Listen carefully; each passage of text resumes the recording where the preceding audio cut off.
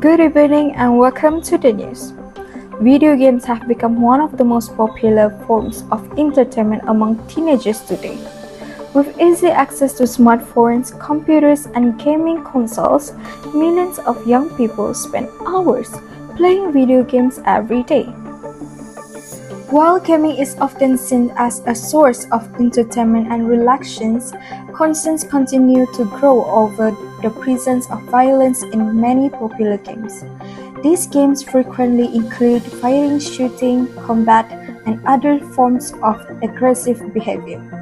As a result, researchers, parents, and educators have raised questions about whether violent video games may influence teenagers' attitude and behavior. Perhaps you've seen videos like this appear in your social media feeds lately. The concept is pretty simple.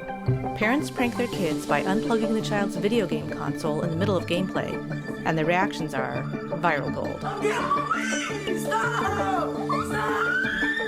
Violent video games are designed around physical conflict and competitions. Players are often required to defeat opponents, survive dangerous situations, or complete missions involving combat. Games featuring action-packed gameplay continue to attract large numbers of players because of they offer excitement, challenge, and opportunities to compete with others online. For many teenagers, gaming is more than just a hobby.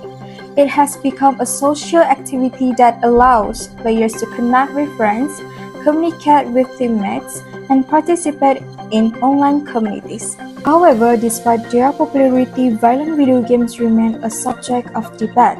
Some researchers suggest that repeated exposure to violent content may contribute to aggressive thoughts and reduce sensitivity toward violence. They argue that constant interaction with virtual violence may influence how some individuals view conflict and aggressions. In addition, concerns have been raised about excessive gaming among teenagers. Spending long hours playing video games may affect sleep schedules, academic performance, and face-to-face social interactions. The longer they play and the more they play aggressive games, they start thinking in an aggressive way and they have more aggressive attitudes. That's not necessarily a link to violence, but that does tell us that the exposure, particularly for young kids, does have a negative effect in the way they think. Experts also point out that younger players may be more vulnerable to media influence because they are still developing emotionally and socially. One of the reasons the children in these videos find it so hard to control themselves is because they don't yet have a fully developed prefrontal cortex. The prefrontal cortex is a key component in the brain that's involved in helping us to control impulses and urges.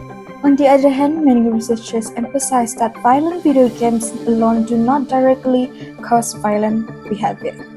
Human behavior is influenced by many factors, including family environment, education, peer relationships, and personal experience. Supporters of gaming argue that video games can provide several benefits. Many games encourage teamwork, communication, strategic thinking, and problem-solving skills. Online multiplayer games often require players to work together in order to achieve common goals. As a result, researchers continue to debate the extent to which violent video games affect teenagers. To address these concerns, experts recommend responsible gaming practice.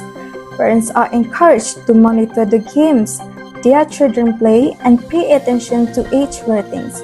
Teenagers are also advised to balance gaming with school responsibilities, physical activities, and social interactions. Maintaining healthy gaming habits can help ensure that video games remain a positive form of entertainment rather than a source of potential problems. As technology continues to evolve and the gaming industry continues to grow, discussions about game violence are likely to remain relevant in today's digital society. While opinions differ regarding its impact, experts agree that awareness, parental guidance, and responsible media consumptions are important in helping young people make informed choices. That's all for today's report. Thank you for watching. I am Adriana Marcela.